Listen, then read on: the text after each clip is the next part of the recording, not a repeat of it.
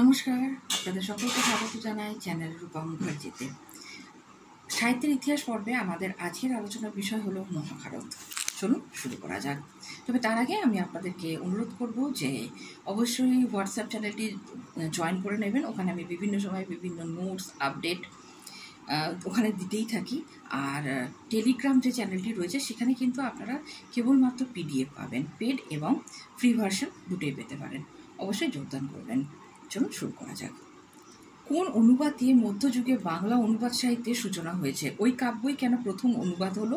কখন তা শুরু হয়? অনুবাদের স্বরূপ কী? সংস্কৃতের জটাবন্ধন থেকে মুক্ত করে বাংলা ভাষায় মহাভারত ও রামায়ণের ভাবস্রোত প্রবাহিত করবার দায়িত্ব গ্রহণ করেন অনুবাদকেরা। তারা কেউই আক্ষরিক অনুবাদ করেননি। কেউ শুধু সংক্ষিপ্ত কাহিনী বর্ণনা করেছেন, কেউ সমগ্র কাহিনীকে নিজের মতো করে বিবৃত করেছেন। এসব ক্ষেত্রে গ্রহণ বর্জনও চলেছে। মহাভারতের অনুবাদই প্রথম হয়ে থাকে বলে মনে করা হয়। পঞ্চদশ শতকের শেষ ভাগ থেকেই এই কাজ শুরু হয়েছিল। মহাভারতকে রবীন্দ্রনাথ বলেছেন একটি জাতির স্বরচিত স্বাভাবিক ইতিহাস। মহাভারত তো শুধু ধর্মগ্রন্থ নয়, এটি একই সঙ্গে পুরাণ, ধর্মগ্রন্থ, ইতিহাস ও মহাকাব্য। এর কাহিনীও বৈচিত্র্যে ভরা। এতে গৃহবিবাদ থেকে রাষ্ট্র বিবর্তন সবই আছে। এজন্য বিদেশি বিধর্মীরাও এর কাহিনীকে প্রতি আকর্ষণ বোধ করেন। তাদেরই প্রেরণায় ও উৎসাহে প্রথম মহাভারত অনুবাদ শুরু হয়।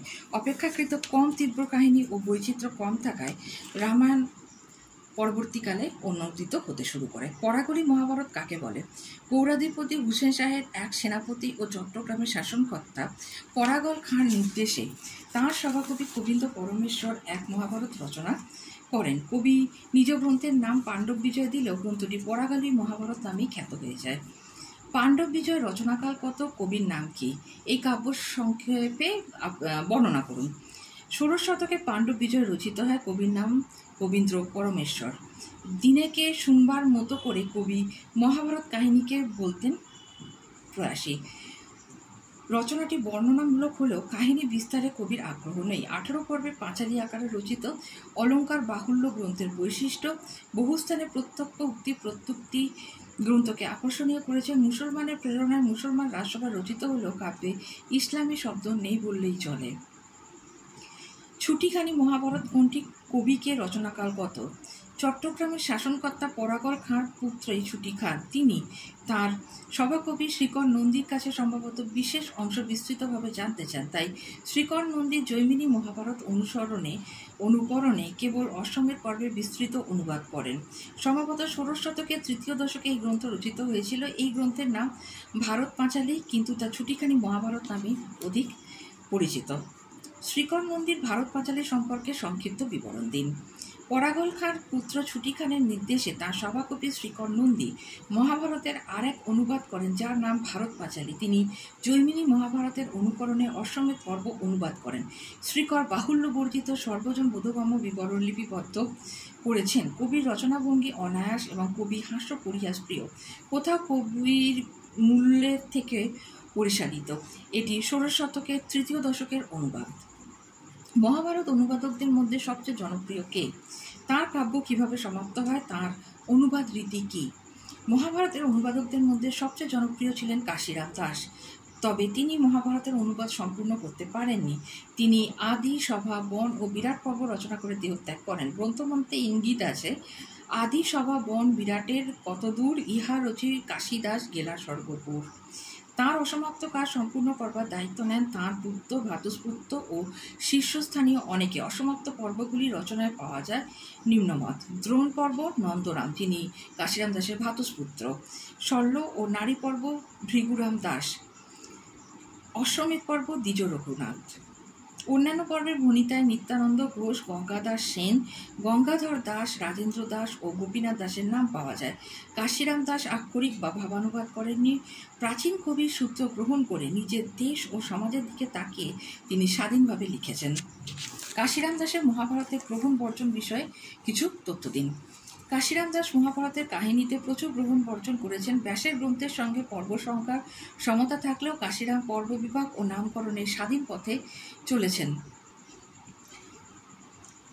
মহাপ্রস্থান ও স্বর্গারোহণ পর্বটি একত্রে স্বর্গারোহণ নামে চিহ্নিত হয়েছে তাঁর কাব্যে। শ্রীবস্ত্র চিন্তার মধুর কাহিনী তাঁর নিজস্ব। সুভদ্রাহরণ কাহিনীও তাঁর রচিত। পারিজাত হরণ, সত্যভামা, তুলাব্রত, রাষ্ট্রীয় যজ্ঞে বিভীষণের অপমান, কবির নিজস্ব পরিকল্পনা, যক্ষ যুধিষ্ঠির সংবাদ, সংক্ষিপ্ত বহু তত্ত্বকথা তিনি বাদ দিয়েছেন। কাশিরামে মূল্যের বহু স্ফুট ঘটনা সংক্ষেপে করেছেন বা বাদ দিয়েছেন। অনেক অস্ফুট ঘটনা স্ফুট করে তুলেছেন। মূলের অবলম্বন হলো কাশিরাম দাসের কাব্য মৌলিক হয়ে উঠেছে। কাশিরাম দাসের মহাভারতের সংস্কৃত প্রভাব কতখানি, বাঙালিয়ানা কেমন ধরা পড়েছে। কাশিরামের মহাভারতের সংস্কৃত প্রভাব পড়েছে ভাষা বয়নে ও শব্দচয়নে। উত্তর চৈতন্য যুগের প্রভাবে তিনি বিশুদ্ধ সংস্কৃত শব্দ ব্যবহার করেছেন। সমাজ সন্ধির বাহুল্য আছে আলংকারিকতার প্রভাব। অর্জুনের রূপ বর্ণনায় লিখেছেন, সিংহগ্রীব বন্ধু জীব অধরে তুল, খর্গরাজ পায় রাজ নাসিকা অতুল, ভুজযুগ নিন্দে নাগ আজানুলম্বিত, করিকর যুগ বল জানু সুলম্বিত। চরিত্রচিত্র নেই, বাঙালিয়ানা ছাপ পড়েছে। সবলা আর্যনারী দ্রৌপদী এখানে অবলা কুলবধূতে রূপান্তরিত হয়েছে। কবির বৈষ্ণব প্রবণতাও তাঁর বাঙালিয়ানার দ্বারা প্রভাবিত। বীর রস সঞ্চালিত হয়েছে ভক্তিরসে। কাশিরাম দাসের ব্যক্তি পরিচয়ের দিন। মহাভারতের অনুবাদকদের মধ্যে শ্রেষ্ঠ কবি কাশিরাম দাস। সপ্তদশ শতাব্দীতে তিনি জীবিত ছিলেন। তিনি জাতিতে কায়স্থ, দেব পদবিভুক্ত। তিনি বর্ধমানে কাটোয়া মন্বন্তরে দহিহাটের কাছে এক সিঙ্গি গ্রামে জন্মগ্রহণ করেন। একসময় তিনি মেদিনীপুর জেলার আবাসগড়ের রাজার আশ্রয় থেকে শিক্ষকতা করতেন। কবিরা 3 ভাই, কৃষ্ণদাস, কাশিরাম ও গদাধর। পিতার নাম কমলাকান্ত। সন তারিখ জ্ঞাপক পদে জানা যায় তিনি 16 শতকের শেষ দিকে বা সপ্তদশ শতকের প্রথমে এই কাব্য রচনা করেন। সমগ্র কাব্য তাঁর রচনা কিনা সে বিষয়ে সন্দেহ আছে, তবে প্রথম 4 পর্ব যে তাঁর রচিত সে বিষয়ে সন্দেহ নেই। পরবর্তী পর্যায়ে আমরা রামায়ণ নিয়ে আরও কিছুটা আলোচনা করব, যেটা অত্যন্ত জরুরি। আর তার পরবর্তীকালে আমাদের আলোচনায় থাকবে ভাগবত।